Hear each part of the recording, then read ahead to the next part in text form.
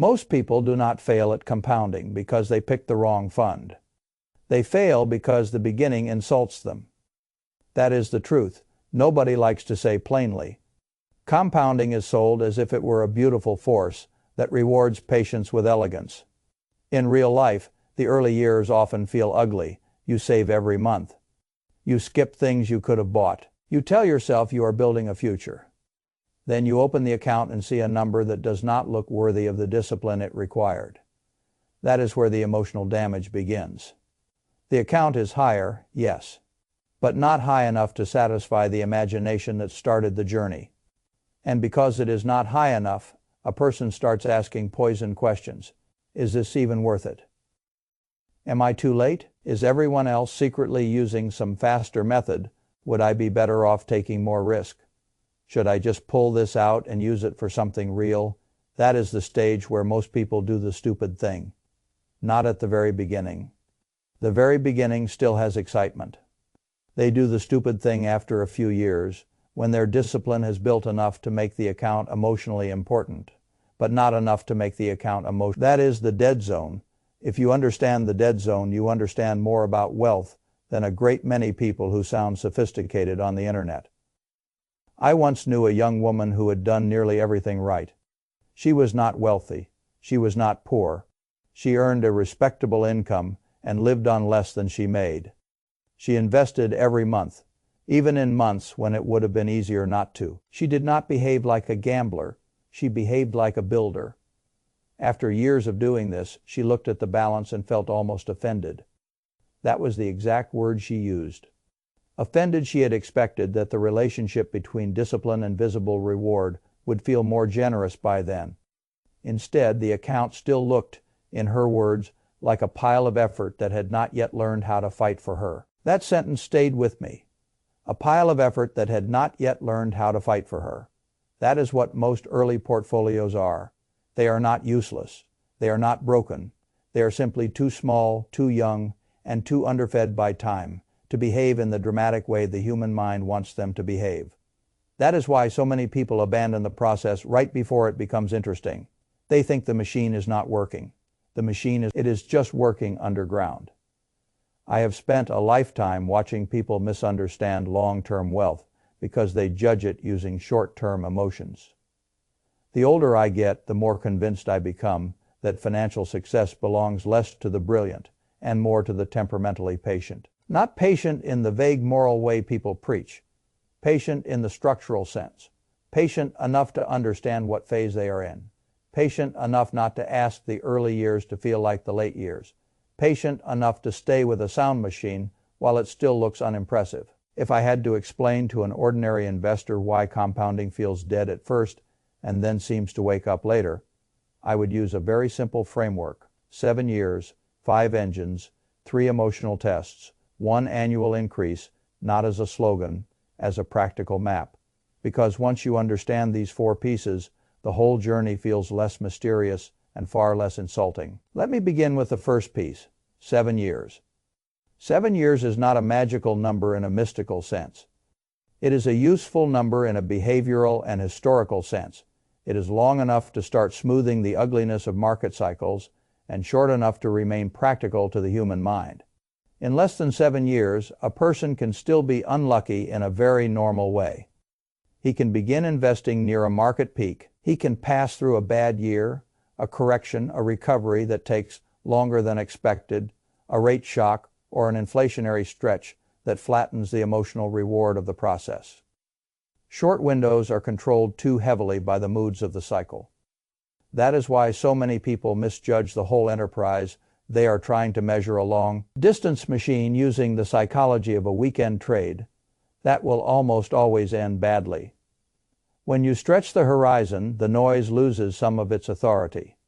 A 1-year investor is still mostly asking whether the world happened to cooperate with him quickly enough. A 7-year investor is asking whether the system of broad ownership, reinvestment, and patience had enough time to let the underlying productive engine do its work. Those are completely different questions. The first question belongs to a spectator. The second belongs to an owner. I would rather think like an owner. History strongly favors the person who stays long enough for the cycle to become less important than the structure. That is what 7 years gives you. It does not eliminate risk. It lowers the power of randomness over your emotional interpretation. It changes the scale at which you judge progress, and that is tremendously important. A person who invests for 12 months usually keeps asking whether the account proved he was smart. A person who commits seriously to 7 years starts asking different questions. Did I keep buying? Did I stay diversified? Did I avoid interrupting Did I let reinvestment do its work? Did I keep the machine fed? Those are adult questions. The market rewards adults far more than it rewards the emotionally restless. 7 years also heals a psychological distortion. Most people begin investing while still thinking in monthly cash flow language. That is natural. A paycheck arrives monthly. Bills show up monthly.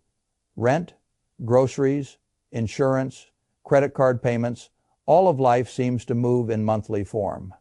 So the investor unconsciously takes that mental model into an arena where it does not belong. He begins judging an investment account the same way he judges a checking account. That is a category error. A checking account exists to support immediate life. An investment account exists to accumulate productive claims and then wait for time to teach those claims how to compound. If you judge a long machine by a short clock, disappointment is built into the experience. A 7-year commitment changes that. It shifts you from the language of monthly validation to the language of long ownership. That alone can save people a fortune in behavioral mistakes. I sometimes compare it to planting an orchard. A foolish person plants fruit trees and then becomes angry after the second season because the harvest does not yet look magnificent. He thinks the trees betrayed him. A wiser person understands that the roots are doing their work long before the eye gets to enjoy the visible result. That is investing. The root years do not flatter anyone, but no orchard ever skipped them. Now, time by itself is not enough. A person can wait 7 years inside a foolish structure and still have little to show for it. That is why the second part of the framework matters so much. 5 engines. Notice I did not say 5 tickers. I did not say 5 exciting ideas. I did not say 5 random pieces of financial clutter bought under the name of diversification. I said 5 engines. That matters because many people own several things that all depend on the same mood. They tell themselves they are diversified because the labels differ. The labels do not matter much if the behavior is highly correlated. A man can own 3 technology funds, a growth ETF, 2 famous momentum stocks, and a speculative thematic basket, and still be making essentially one emotional bet. He is not diversified. He is concentrated while pretending to be prudent. That ends badly more often than not. When I think about a durable portfolio for an ordinary person, I want 5 clearly different forms of support inside the structure. The first is broad ownership of productive American enterprise. The simplest expression of that for most people is some form of low-cost wide U.S. market exposure. A broad index fund, a large share of the total market, an engine tied to the general profit, making capacity of American business over long stretches. I still believe deeply in that foundation. Not because the market always behaves nicely. It does not. Because over time, productive enterprise remains one of the great wealth-generating forces available to ordinary people. This should usually be the largest chunk because it is the basic ownership engine. It gives you scale, liquidity, and participation in a very large set of businesses without requiring you to pretend you are a stock. Picking genius every Thursday afternoon. The second engine is quality that pays you while you wait. Dividend growers, cash-generating mature businesses, firms with long habits of distributing real money to owners. I like this category for a reason beyond yield. It changes the emotional experience of investing. A person who owns only growth expectations lives entirely by price. A person who owns some cash-paying businesses is reminded regularly that ownership can still generate something even when the mood of the market is poor. That matters. It teaches patience in a different way. A quarterly dividend is not life, changing in the beginning. But psychologically, it reinforces the idea that you own businesses, not merely symbols on a screen. The third engine is faster growth, smaller firms, mid-cap and small-cap businesses, the part of the market with more room to expand, more ability to surprise on the upside, and naturally more volatility. I would never tell an ordinary investor to build his whole life on these names. I would absolutely tell him not to ignore them. Over long periods, the more dynamic parts of the business world can contribute meaningfully to overall returns precisely because they are not already the fully mature giants everyone knows. They deserve a place, but a size place. This is not where prudence disappears. This is where measured ambition belongs. The fourth engine is international exposure. Many people invest as if the United States were the only geography in which productive things happen, that is, intellectually lazy. There are enormous pools of talent, industrial growth, demographic shifts, commodity strength, and business opportunity outside the American market. There is also a diversification benefit in not having your entire future tied to one national economic mood. The world does not move in perfect synchrony. That difference can help. International exposure also teaches humility, which I have always found useful in finance. The investor who behaves as if one country is the whole future is often too confident in the wrong places. The fifth engine is defense. This may be the least loved by impatient investors and one of the most important. Defense means assets that are not there to win every race. They are there to keep you alive and rational when markets behave badly. Short-duration bonds, treasury bills, a cash reserve, high-quality fixed income appropriate to the investor's stage of life. These things often look dull in strong years. That is fine. Their purpose is not to flatter you in easy periods. Their purpose is to keep you from becoming desperate, illiquid, or panicked in hard periods. A person with no defense often believes he is aggressive. Frequently, he is just fragile. That is not the same thing. I like defense because it protects behavior, and behavior is what usually decides whether compounding survives long enough to matter. So when I say 5 engines, I am not advocating complexity for its own sake. I am advocating true diversification of function, broad American ownership, cash-paying quality, measured exposure to faster, growing smaller businesses, international reach, and a defensive ballast. That is a real structure. It is also a far cry from chasing whatever is fashionable and calling that a plan. The exact percentages can shift by age, temperament, tax situation, and personal preference. But the point is not to create perfect precision. The point is to stop making one giant emotional bet and pretending that hope counts as asset allocation. Now we come to the part that destroys more portfolios than valuation ever has. 3 emotional tests. I have seen them so often that I no longer think of them as possibilities. I think of them as seasons. The first season is doubt. Doubt appears early, when the investor has begun doing the right things, but has not yet been rewarded in a way that the ego finds satisfying. He is sending money regularly into the market. He is seeing the balance grow, but too slowly. Meanwhile, other people seem to be getting rich in more exciting ways. A coworker claims to have doubled money on a hot stock. Someone online boasts about crypto. A relative talks about a real estate flip. Suddenly, the patient investor feels not wise, but left behind. Doubt begins talking in the voice of urgency. Maybe this slow method is for people with much more money. Maybe you are too cautious. Maybe you should concentrate the portfolio more. Maybe you should take a real swing. That voice has ruined many good beginnings. Doubt does not usually attack ignorance.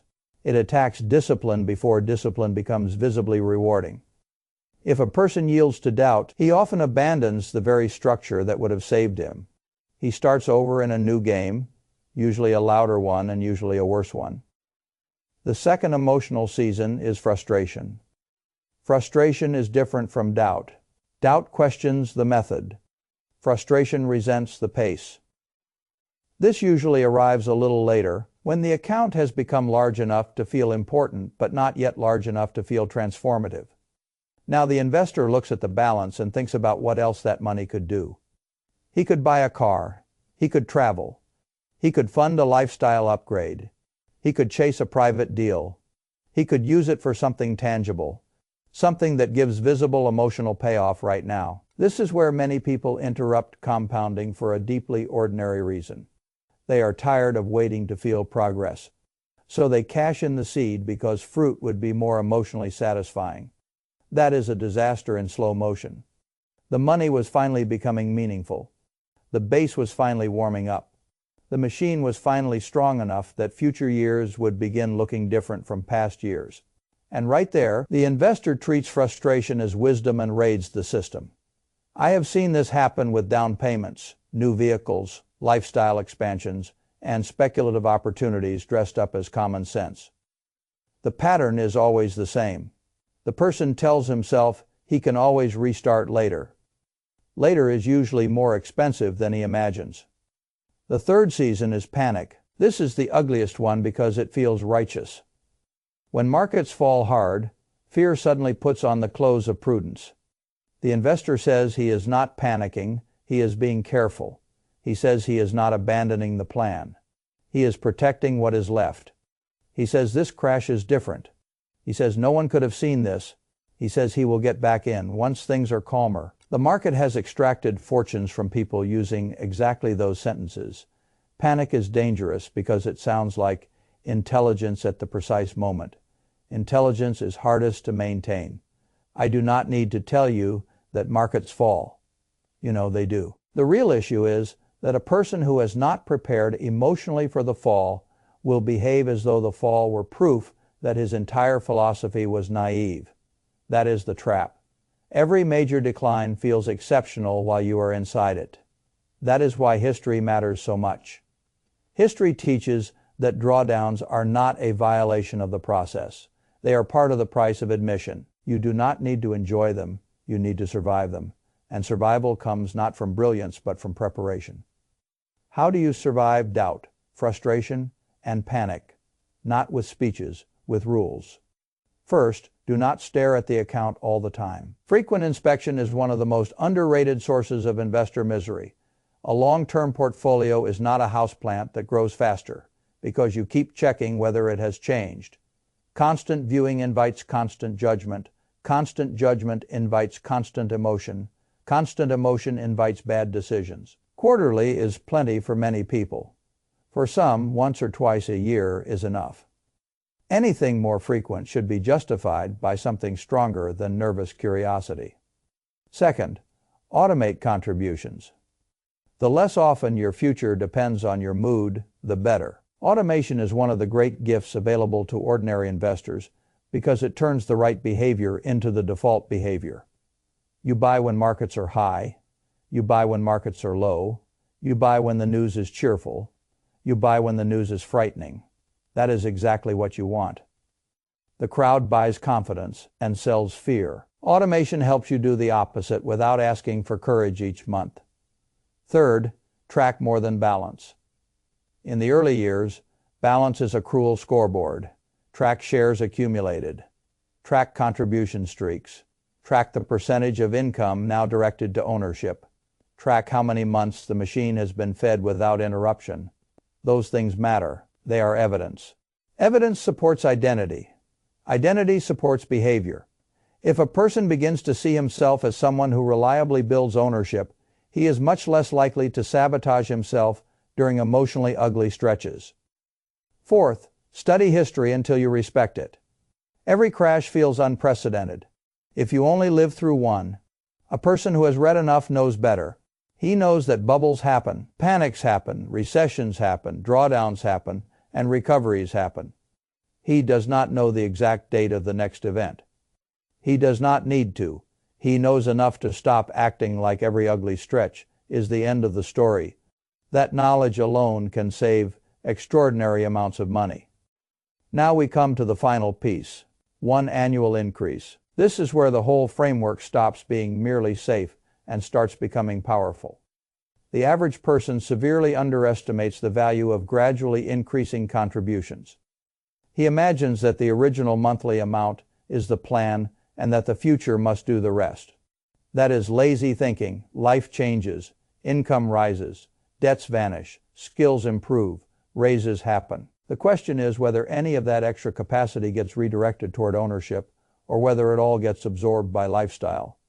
That is the difference between moderate wealth and serious wealth for a great many people. I prefer a simple rule: raise the contribution once a year.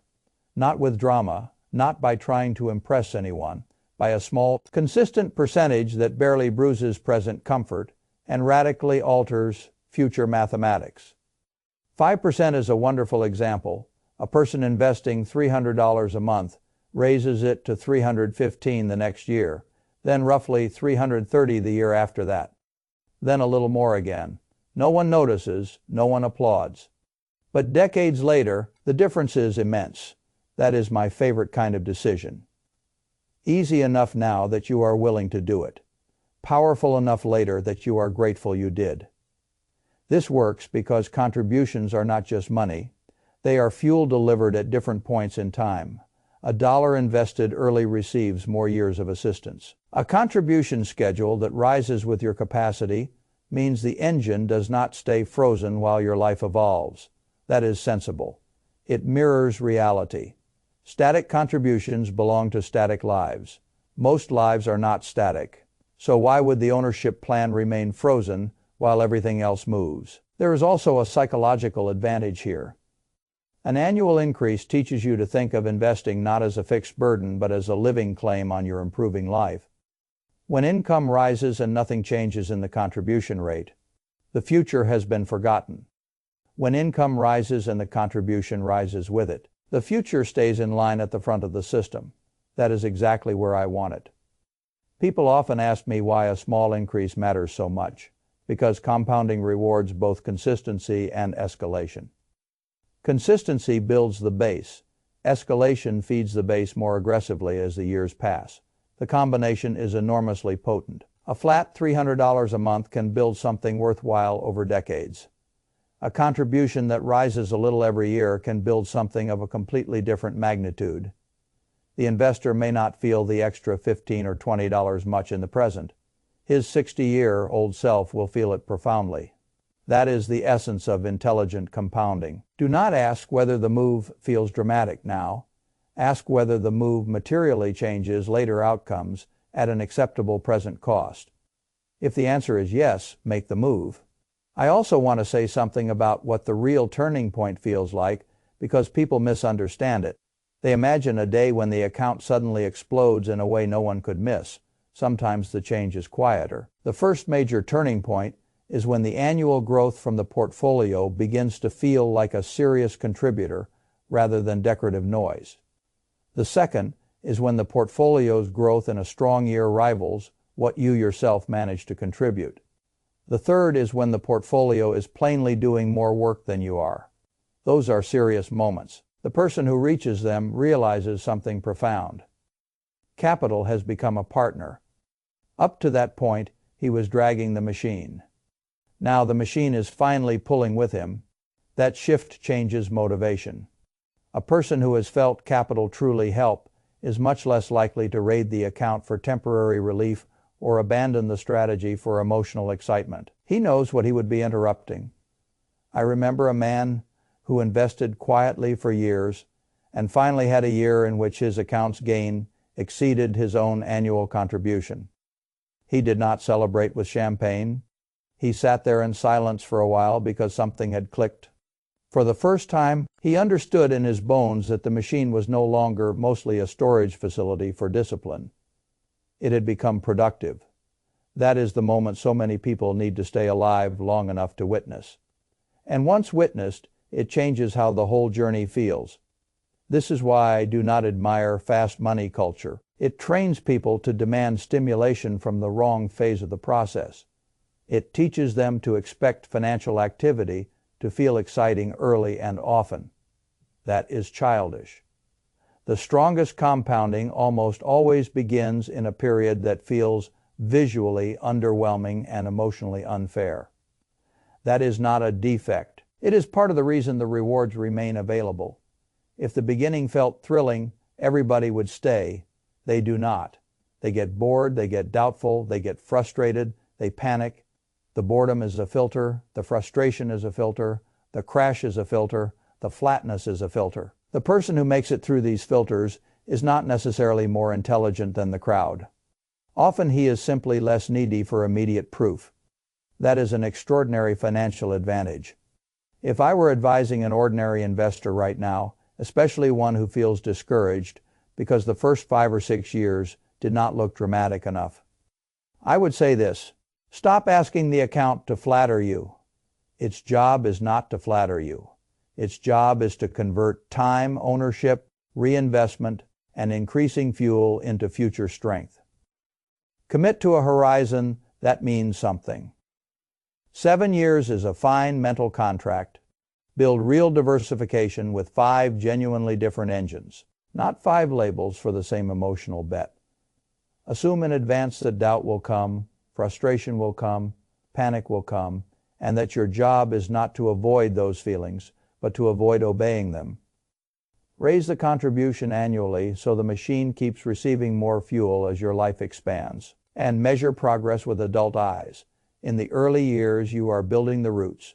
In the middle years, you are thickening the trunk. Later, the branches start carrying visible fruit. People who quit in the root years always think the orchard failed them. The orchard did not fail them. They failed the orchard. I do not mean that harshly. I mean it accurately. The process requires loyalty before it becomes impressive. That is its nature. And if you want one more practical picture, think of 2 investors. Both start at the same age. Both invest the same first monthly amount. One keeps changing course, gets emotional, interrupts contributions, never raises the monthly number, chases hot ideas, and treats crashes as verdicts. The other commits to time, spreads exposure intelligently, expects emotional seasons, and increases the contribution once a year like clockwork. The 2 accounts may not look radically different in the first stretch. That is what fools people.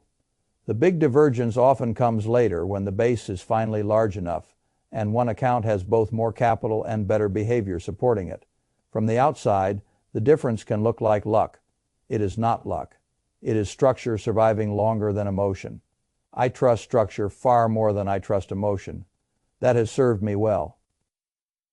The same principle works here. Give compounding enough time to stop looking dead. Give it enough diversity to survive different climates. Give your own mind enough preparation to survive the ugly seasons. And give the machine more fuel each year so that when the slope eventually lifts, it lifts on a base worthy of the moment. Do that, and one day you may look at the same process that once felt humiliatingly slow and realize that it has become one of the most loyal allies in your financial life. By then, the people who wanted quick proof will still be searching for it, and your capital will already be doing the work they never allowed theirs enough time to learn.